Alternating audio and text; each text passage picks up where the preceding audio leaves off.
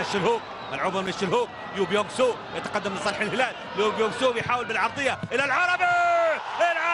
هدف ثالث العربي والهدف الثالث في الدقيقه 33.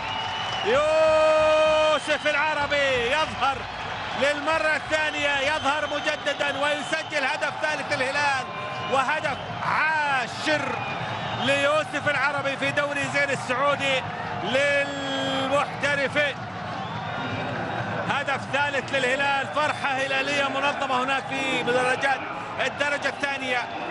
ويو بيونغ سو يأتي بالتفاهم، صح في تفاهم، لكن شوفوا تحرك يوسف العربي خلف المدافع أيضا، والكرة على يمين مصطفى ملايكة.